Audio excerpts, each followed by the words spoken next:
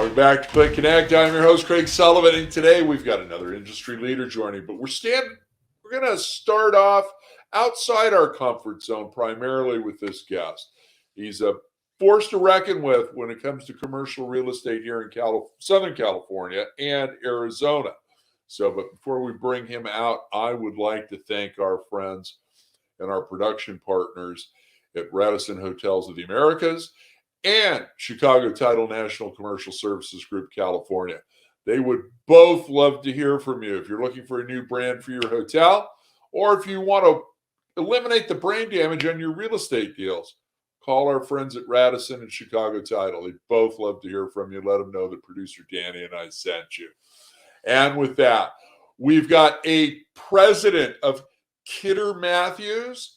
He's got Southern California and Arizona, the brokerage side for commercial real estate. He's an old friend. We share an alma mater. We worked at the same company for a long time together. He's just one of the best people in the marketplace today and a good friend. I'd like to welcome Mr. Eric Paulson to Click Connect. Eric, how are you? I'm doing great, thanks. I appreciate the invitation to join you, and I think it's kind of fun that I get you out of your comfort zone. That's fantastic news, actually. Yeah, absolutely. Yeah. As Eric knows, I'm a one-trick pony, and that's hotels. So, Eric, you're running one of the premier brokerage firms here in SoCal and in Arizona. You're covering all the different food groups. But do me a favor and tell the audience a little bit about yourself and your firm, please. Sure, happy to. So I've been in the business about 33 years now, something like that. Started in 1988. I think the elevator version is I have bought, sold, brokered, auctioned, asset managed about $10 billion in commercial real estate nationwide in all product types. So been there, done that, seen it. That's me. Kidder Matthews is as you mentioned, a premier brokerage firm. We do commercial real estate services from brokerage to property management to appraisal. We've got 21 offices, 900 people, cover the West Coast. So Seattle all the way through Oregon, through California with a bunch up in NorCal, SoCal, and then we have an office out in Phoenix. So my role is I'm running about 196 brokers in Southern California and our Phoenix office. Good group of folks. It's actually been a lot of fun for me. And what can I say? It's a really nice company with a good platform. So I'm happy to be here. It's great. That's great. Yeah, I'm so glad you landed there because it is a premier firm, and having you as the president is nothing but a bonus for the entire team and the community. For those of you who don't know, Eric's been very heavily involved with not only commercial real estate, but also with Crew Orange County and various other charity organizations throughout his career as well. And just a solid leader, and is helping to groom the next generation that's coming up. So tell us about your team. How are you recruiting right now? What do you that's got to be a difficult process right now. And are you doing a lot more specialization for special asset types, or is everybody being more broad-based and then picking a field of endeavors within commercial real estate? Sure. So it's actually a lot of fun over here because we've got a different platform from some of the other groups that are name brand names like a CB or a JLL or a Newmark, et cetera. But the interesting component for me is in Orange County alone, there's about 1,060 brokers that office in Orange County, work the Orange County market. That's huge for the geographics we've got. And that's not counting other markets, like Los Angeles brokers that come in, or Inland Empire brokers or San Diego brokers that come up. So really for me, we're not a national, international, publicly held company. And I think the key component that I'm recruiting to is our first rule of recruiting is no jerks. That's the fun part for me. The second part for me is really we're looking for folks that can add value and have a business plan of their own. We represent a great foundation for somebody to run their practice out of by providing a good support system, excellent graphics, research, fantastic office space, et cetera. So in recruiting right now, it's difficult across the board. Again, I mentioned we're not publicly traded, so we don't have shareholders. So for us, what we're trying to find is somebody that has a book of business that they run, is comfortable running it on their own, and doesn't need or doesn't feed off of anything that comes in from the mothership, if you will. So that's a differentiator. But our basic structure is covering desk costs, and the rest go to our brokers. So I offer up 50-50 to 135,000 and 90-10 thereafter. So if you can run your business plan and function under what we provide, it's a fantastic way to generate your own revenues to yourself. So it makes it a lot easier with that story. We have all the resources you need to be a good broker, and you keep your own money. It's a company that's owned by brokers, run by brokers for the brokers, and that's a little bit of a differentiator from some of our competitors out there. Well, it's a novel concept. They get to keep their money. So How about that? How about that? Yeah. That It is works intriguing, out well. at least. How about team engagement and empowerment? How are you helping with that? Yeah, it's not so much so that we are saying, hey, come over as a team, or we're going to force you to be on a team or create a team. It really is, if you are an individual that has a business plan, we'll help you grow your team.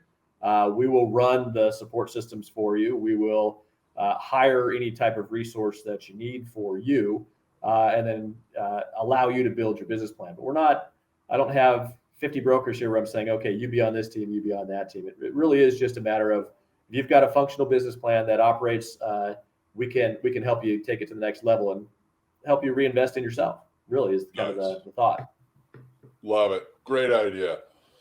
Yeah. So, my friend, what do cap rates mean today?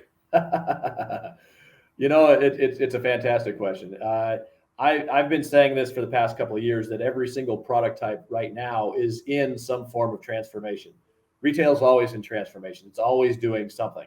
But with industrial, are you doing last mile? Are you doing 3PL? Are you doing big, huge warehouses? Are you doing hub and spoke? Office, are you working from home? Are you doing remote? Are you doing part hybrid, part in? Is it broad-based? Is it private office? So every single product type has been in flux. Now you're adding to that this interest rate environment that is creating a little bit of a pullback in some investments. So cap rates right now, I've not seen any motion from comparables that turn around and say cap rates have changed, because you haven't seen trades with any kind of new cap rate on it, if you will. But I think you've seen a slowdown in transactions where people are waiting to see just what it means. So when you're buying an apartment complex at a 3 cap and your loan is now gone from a 2 3/4 to 3.5 to 4, you now have negative leverage. That's going to impact what you can pay. And the counterintuitive part to all of this is there's so much money out there pursuing real estate that, one, you haven't seen the distress we thought. Two, you haven't seen any kind of cap rates going up because it's still extremely competitive, and supply demand favors the seller. So you're still seeing aggressive pricing. All cash buyers who aren't worried about debt are okay with cap rates being what they are if they can get their return on it. Offset, of course, by if they're going to turn around and have to sell it later, what that will do to impact their underwriting. But for the most part, we have not seen a lot of cap rate motion from all cash buyers. We have seen a little bit of cap rate concerns and a little bit of slowdown on buying things in office product, just because, again, that's in a flux right now, are people going back to work, et cetera. But in industrial, it's crazy. I could also say a little bit of the same for multifamily. There's been so much money pursuing it that it has kept those cap rates compressed.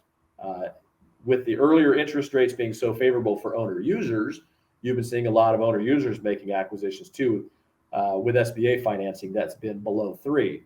But I've been working with a doctor who had a property under contract in September that got an SBA quote at 2.9%. He's getting closer to closing, and here in March, the bank came back and said, sorry, that's now 4.25. As you can see, that's a massive change. So that will impact his cap rate and his ability to perform. So depends on the product type. You're seeing cap rates holding firm because of supply demand, or you're seeing just acquisitions slow down until people figure out what the interest rate environment looks like. But it's still a good time to sell because you are in the right position as a seller today. That's good. Now, if you're selling right now, it's a good time to sell. What's the difficulty with getting, the replacement and a 1031 exchange done? Sure. Before we talk about interest rates, let's touch on that first. That's always the case. Hey, are you a seller? Yes, I'll sell, but I need to exchange into it. we're seeing a lot of motion out of California. We're seeing a lot of people saying, gee, I didn't realize real estate was a contact sport. Please just give me a triple net long-term lease on a good yield. I think the Burger King, the Taco Bell, the 7-Eleven that you buy in California that's had a 3 or 4 in front of it has anywhere from a 5 to a 7 someplace else. It's the same credit. You're just worried about if you're going to be a long-term owner, is there a replacement tenant or somebody to buy you out if you want? So I think you're seeing a little bit of change from multifamily, if you will, or retail, which is, again, a little bit more property management intensive, a little bit more involved. Office, where you have to buy your next tenant with tenant improvements and lease commissions. I think you're seeing a little bit of motion from the smaller investor who turned around and said, gee, I thought this was a great idea, but no, it sucks. I want to go buy something passive. But you're seeing the institutions who this is their business plan continue to invest, and they're not worried about cap rates exchanges or what do I buy next, because they've got large portfolios and they dollar cost average. The concern for me right now is there's a lot of, and this is the next little rabbit hole we could go down, is some of the laws and some of the legislation that's coming out right now. My understanding is Biden's once again tried to put 1031 exchanges in the crosshairs, and I think that would be a tragic mistake because that would slow down transaction volume significantly. You're also seeing moratoriums on this, don't build within 1,000 feet of that, extra taxes per square foot on a couple other things, because our legislators are viewing real estate as an untapped piggy bank for things that they're trying to do. So I think that's more of a concern to me, is that 1031s may go away than it is the ability to worry about what I'm going to transition into. Yeah, I think everybody's feeling that same concern, and or a radical change. Now that could also have a very adverse impact on commercial real estate as well. Okay, let's talk about the elephant in the room. Let's talk about interest rates. Yeah, exactly. We've already had one bump. We're expecting another one pretty shortly. What are the fears and concerns that your buyers are having right now? Sure. With that? So we were humming along great. Everything was going extremely well. And we start saying, oh no, we're getting really long in the tooth on this growth, and we'll talk ourselves into that recession. So unless there's a black swan event or something crazy that may happen, we're just going to keep chugging. Well, black swans have hit. We've got what's going on in Ukraine right now. We've got really some serious inflationary risk or fears taking place. And to counter that, our government has to impact the Fed rates and our interest rates. So my guess is that you'll see 3 to 4 interest rate rises, which will have a small impact as we react to those. The stock market already has a lot of that priced in. They anticipate, but the real estate market doesn't anticipate. We tend to see where that bank is going to come back with our rates. Again, it's still a competitive market. So if you're a lender that has to put your money out, you're going to have to compete. And so you're going to have to start deciding what lever you need to pull to be able to get that loan in place. But I think interest rates are going to rise. I think we're seeing 25s and 50s. I think we could see another couple of 50s, which might hit us up with a recession. And the recessions aren't necessarily bad. It's kind of a reset, if you will. For the folks I've been talking with, they're saying that's closer to 2023, maybe early 2024, but not necessarily this year. To me, a key factor that's going on is pricing is just ridiculous. Your $6 steak is now $20. You're seeing a lot of rises up in gas prices and all the things that everybody says we don't want to impact the middle class, the lower class, and yet everything that they're doing is impacting the middle class and the lower class with cost increases. So I just think if you get to that big reset, that's what's happening. Yeah, and right now we've got gas prices, premium over $6 a gallon, and the last time I looked, I think it was about 55 cents out of every dollar spent goes in taxes. So how about Sacramento? Let's get the governor on the show. Let's rebate those taxes for a little while. Sure. Let's put an end to that. Sure, or just freeze it or do anything along those lines. But let's not forget, we voted those taxes on ourselves. I've got children in Arizona and Texas, and they mock me every time my $100 gas bill comes in. But yeah, it's one where it is also not necessarily a bad thing that we do a reset per se, as long as the cost of goods come back down. Right. I think that to me is where it's important. We blame the logistics supply logjam. I don't think that's necessarily the case. I just think it's the fact that we've pumped so much money into our economy, it's got to go someplace, and so it's getting spent. It's getting spent a little bit loosely, and it just needs to tighten up a little bit. And that's what we're seeing happening. I agree with you. And, it's funny, you drive around Orange County, there's a lot of construction going on. Yeah. A lot of multifamily construction. Yeah. Now, and correct me if I'm wrong, but I think the multifamily rules have changed and they've been lumped in there with single family residential, and they now have to have a solar component for every structure. They've got to reclaim rainwater and all that. And now, I get the rainwater in Northern California. Okay, we live in a desert. Okay, I'm not sold on that one down here. Yeah, but there's another cost associated with that. As you get closer to the coast, or at the coast, as you well know, it's not just the individual city and the county; it's the coastal commission. Right. What are you seeing, going on our beautiful California coast for development right now? And, how are those agencies cooperating with one another? Are they cooperating with the developer, or is everybody just on a hard no on everything and stretching everything out? It's classic. I like to say you can't be the mayor of a town unless you have problems. So the big issues that you're hearing are homeless, and you're hearing housing affordability. It's not necessarily a demand problem. It's a supply problem. And affordability is you just don't have enough houses out there being built to satisfy the demand. And that's where you start getting into the jurisdictions where it's very profitable for a city to have commercial built because they get sales tax revenues, and all that benefits them. And the residential is a little bit more of a cost because of police and fire and school and all that. So you need to have the jurisdictions allow it to be more profitable for them to be able to build these types of developments. Now, the jurisdictions want to do that, but there's a lot of NIMBY. There's a lot of, yes, we need to build housing, just build it over there. Or, yeah, there's a homeless problem, solve it by moving them over there. So to me, Coastal Commission has always protected the coast. Local jurisdictions have always protected their citizens. But again, they're not necessarily incentivized to build this type of housing. So for me, I think if the government came down and made it more incentivized for the jurisdiction, not necessarily the developer, but the jurisdiction to have this built and satisfy their issues, I think you'll see more built. Now, remember, nobody's going to build a building unless it's profitable. Right. It just doesn't make sense to build something. You're not going to build something where tenants aren't going to come. You need rental income. So all of these houses and these apartments getting built means that someone is willing to pay the rent to justify that development. So there's your supply issue there. So I think it's difficult to build because the citizens say you need to build, but not near me.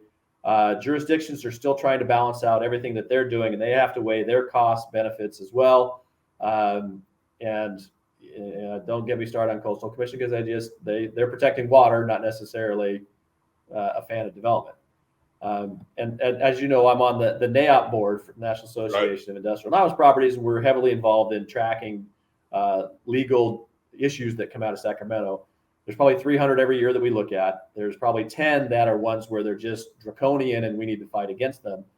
One of the things that's going to come back out is the getting rid of Prop 13, the split roll tax that came out. It's coming back out again with another special interest group trying to capitalize on it. And that will, again, cause issues with development, building new things, transacting volume. So it just seems that there's some ill-advised legislation that's taking place that prohibits us being able to build where we need to build, when we need to build.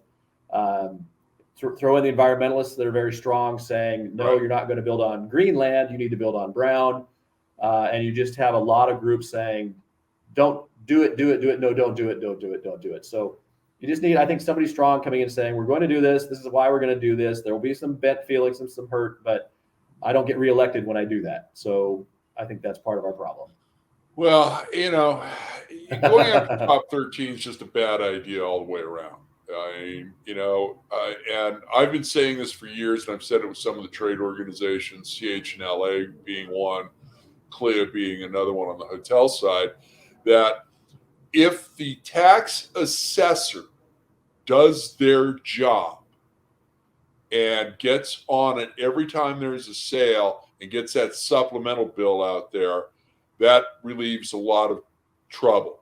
And they can also reassess the property at that. They've already reassessed that they're hitting them with that supplemental bill. So that works. Now, before we had the last ballot measure and Prop 13 was at risk, I know that San Mateo was over a year behind at getting supplemental bills out. And you know what? I don't care. Get students from every business school or accountancy school around and put them on as interns and get those things done. And then let the fight begin to get it, no, that's the previous owner. So get that removed and put onto the unsecured roll and go after the money that way. Yeah. Well, and then don't get me started on where you're spending it. I mean, there's also yeah. Well, that's the other thing too. Right? Yeah, we need an accountability on that. And, right. Yeah. Right. So, but it's just absolutely obnoxious, what they're doing. So, well, the thing is, I know the hate it's our own fault. Hard. It's our own fault. We have the right to vote, and the sad part about it is I think we've all voted for the lesser of evils rather than the right candidate wherever it is. So, falls in our court to make it happen. We've had a lot of lesser evils, throughout my 65 years. So, we're not getting the quality people that we need, unfortunately. Yeah. Well, and who wants to run because you're just going to get grilled. Everything in your background's going to come up. Absolutely. They're supposed to seal those records when I turned 18. If I was 20 years younger, I might consider it, but not at 65. Thank God we weren't part of the Instagram era. Oh, there's no photos. Yeah, big time. Big time. Now, as well as I do, hotels contribute a lot of tax locally because of the transit occupancy tax. And that's always something, one of the reasons why a community wants a hotel, and they typically always want a full service hotel. But, are you seeing any increase in hotel projects or anything right now throughout Southern California? Because we got a lot of new rooms coming online just in LA County over the next 12 months. So, I know that's not really your forte, but I know you've got some people that are working it. So what are you hearing on the hotel side? We keep an eye on that. And just, I can even throw out a personal anecdote. So we're doing an event at the Westin up in Anaheim. And I have a chance to talk with a person there just saying, hey, given everything going on, how's your occupancy? And she said, we hit 100% in January. 100%. That's crazy.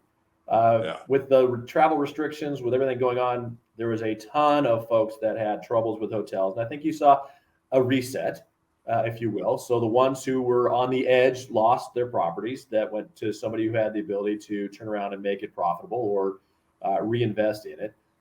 So I think now that the travel bans have been restricted, masks have been restricted, people are now a little bit more free to travel about, and they're spending their money more on luxury items than they are on other necessities. So you're seeing vacations taking place, staycations taking place. So on the personal individual side, hotel occupancy is up high. I think as far as companies go, you have not seen a lot of conventions, conferences that are filling up the rooms at the hotels, the conventions that they have counted on forever. Those are reemerging. You're starting to see in-person events. You're starting to see larger in-person events. ICSC in Las Vegas, as an example, is going to happen. You're seeing smaller conferences and conventions. So I still think that the tide is rising favorably for hospitality. Am I seeing things getting built? Well, construction costs are massive right now. I don't think I've seen them higher than what they are today. So again, you're measuring the cost benefit of construction. So a city is going to encourage it, but a developer has to come in and be able to say it makes sense to build that. And I'm not sure the numbers are there yet to justify it. But when it comes in, the market determines what's going to be built, whether it is a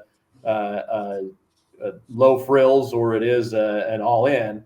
And I think the all ins, the luxury resorts, et cetera, are seeing more activity now because people are pampering themselves more, and Yeah. that's their vacation. They're going to go to the hotel down the street and get pampered versus travel to Hawaii to get pampered. Yeah, no, and you're right about that. I mean, I was with one of the ownership partners, the JW Marriott and Anaheim Resort. You know, we just had Click 5 there last month, and the Natural Foods Conference happened to drop that same time that mine was. They had actually, put it all together just a few weeks beforehand, and rates went from $500 to $1,000. Yeah. In Anaheim. Yeah. Absolutely. Anaheim, is unique, not just because of Disney and Knott's Berry Farm being close by, but that convention center is one of the biggest on the West Coast. And, they're pulling in business right now that's really going to help everybody. And, we'll see what happens there. I just see another expansion of that convention center coming. Yeah. I don't know where they're going to put it, but it's coming. Well, so you mentioned the same thing I went through. So I went out to Arizona to the Waste Management Phoenix Open, and I have an office out there. When I go out there, I stay at a $280 a night to $220 a night room. And I was going back out there, and they said it was $680 for the Thursday night I was intending to stay over. Next year, when the Super Bowl shows up, the Waste Management's there, I'm avoiding Phoenix because it's going to be a disaster. But, I'm not going. Hundreds of thousands of people will be descending upon Phoenix and Scottsdale, and it's going to be – that's when the hotels are going to make their money for the year. That's what's going to happen. So I think the more conferences and conventions you're seeing, the more we get back out and want to do business in person, the better it'll be for the hospitality market for sure. Absolutely. We need the business traveler. I mean, we've added a new category, bleisure, where you can take your family. If you want to take your wife for a couple of days, and enjoy the hotel and the amenities, you can do that. But we need group, and we also need the business traveler back in full force. So the advent of Zoom impacted a lot of those. Let's hold an office meeting at the hotel. We'll just do it on the phone. You can do it from your house. You can do it from whatever. So I think there will be some impact for the folks who just turn around and say, well, let's hold our company meeting over at the hotel. It's more along the lines of stay where you are. Let's do it over the phone. But I think travel is going to continue to increase because we're getting back out to visit our people, remind them we're still here. You're still important to us, and we got to keep that culture going. So I think you will see additional growth with travel, with the hospitality industry as we all go back out to reconnect with our fellow employees. Absolutely. Eric, last question. What's best of class and worst of class out there right now? As far as acquisition opportunities, as far as where I put my money, or as far as my wardrobe? Not your wardrobe, because I've seen it. No, best of class for acquisition. Sure. And what's worst of class? So there's a lot of things to consider when you're acquiring. There's different types. So it's always it depends. But if you're chasing yield, it's not industrial per se right now, nor is it multifamily. It's a little bit more of the retail and office side of things. I was talking to somebody who was able to buy a 7% cap rate on a good solid office building in the good Phoenix marketplace, whereas a good solid industrial would probably have a 3 cap in front of it. But if you're holding for the long term, you're holding for appreciation, you're holding for solid rental growth, you're still doing the industrial and the multifamily. You're just hoping that you can make it pencil for a little bit longer term. I'd say one of the keys that's also going on that's really entered my thought process is the covered land play.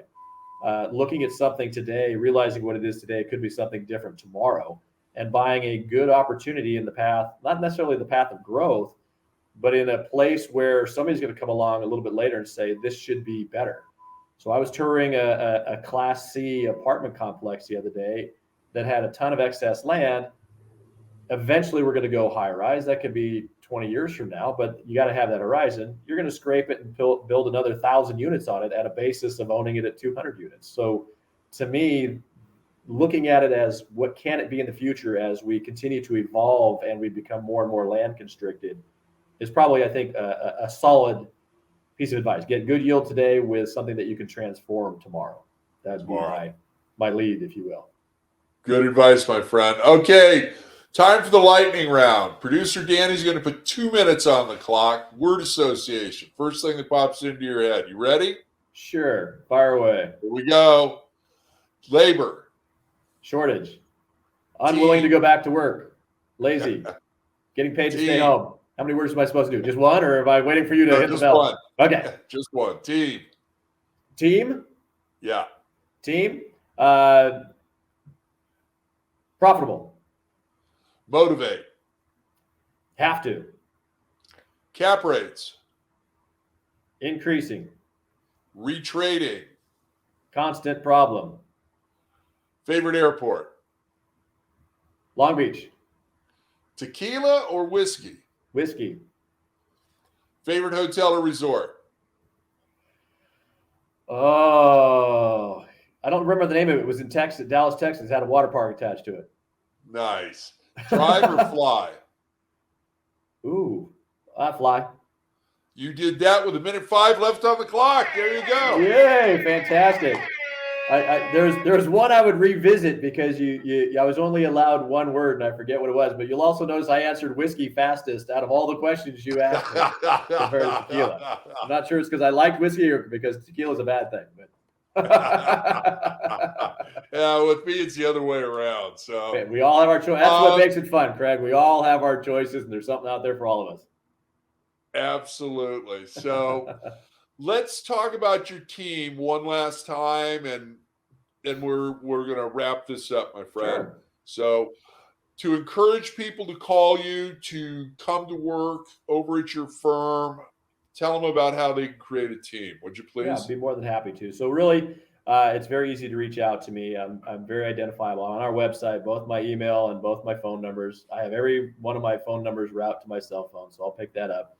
It's just call and say, what are you about? And a lot of what we're doing is I've hired 20 brokers over this last quarter. Most of them come over saying I was under promised and over delivered. And they're the ones who are spreading the word. They're the ones that are saying, hey, I just came over here. You should look into this. Come join me. So if you're even remotely unhappy or just curious at your current firm, just reach out and talk. I mean, it's easy. I'm good for a cup of coffee or lunch. And we will help you, not necessarily with your business plan, but we'll provide everything that you need to do to run your business without the oversight. I'm not going to ask you what you're making this quarter, what your business plan is. I'm not involved in your day-to-day. I'm involved in making sure that your back office is running smoothly. So if you want to just focus on looking forward and running your business, come talk to me. We can show you how we help you do that. And then as you want to expand and grow, I'm tied in with every Southern California college out there, from UCLA to USC to Chapman to Fullerton to UCI. I'm involved in all of their real estate committees. I interview a lot of youngsters. I mentor a lot of youngsters, Craig, now that we're old, right? I mentor a lot of these, and they look so young. I mentor a lot of these coming out of colleges. So, and I'm more than happy to help them try and figure out where they want to go next. But there's a lot of good quality students out there. There's more real estate graduate programs in Southern California than there's ever been. Yeah. So there's some good programs that are out there that are producing some good employees. You mentioned in my lightning round labor. I think we're just in bad habits, and we need to get back to work. Is really what it is. And I use lazy only in that it's easy to wake up and stay in my pajamas all day. But to me, it's getting back into the office. But we've got folks that want to do that. We're a service industry, and when you're in a competitive, fast-moving environment, you want to be in the office. Yep. So we'll help you find the bodies that go on your team. We provide a great environment for your teammates to thrive.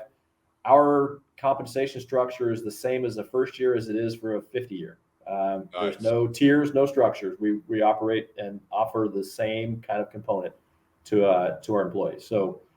To our independent contractors, sorry, not our employees. There you go. Yeah. Back to labor law, right? So, yeah, it's great. And I'd love to take the phone call, answer any calls, answer any questions. I love meeting people. Love hearing what they've got going on. And if it's not here, I'm okay saying, you know what, it's not here, but hey, I know, call this guy, and here's his phone number. Right. There you Mention my name, drop it, see what you can do for you. I'm all about you make a good decision to come here. It's because we agree on stuff, and if it's not, I'll tell you.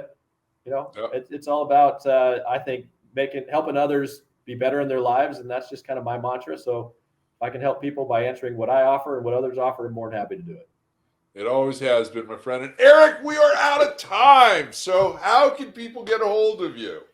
It's Eric.Paulsen, ERIC.PAULSEN at Kidder.com, KIDDER, or my office phone number is 949-557-5079. Operators are standing by now. Thank you, my friend. It means the world to me that you joined us today, and thank you for getting me outside my comfort zone, and hopefully we'll get you a few phone calls as well. Always a pleasure. Thank you very much, Greg. It's always great to be with you. You put on a great performance. Take care. Take care. And thank you, our audience, for joining us today. Great show. You know, Eric's a good friend. Give him a call. You need to diverse your portfolio or anything, give him a call. He'd really like to work with you. If you're looking for a new home for you and want to put a team together, I think that's the place to go. So thank you for joining us today. I want to thank our production partners for joining us. You know, give Radisson Hotels, the Americas, a call if you want a new brand. You want to get your title insurance and your transactions closed on time, give our friends at Chicago Title National Commercial Service Group a call. They'd both love to hear from you. Let them know that producer Danny and I sent you. And as I'm very, very fond of saying, be kind, share your knowledge. Now go be amazing.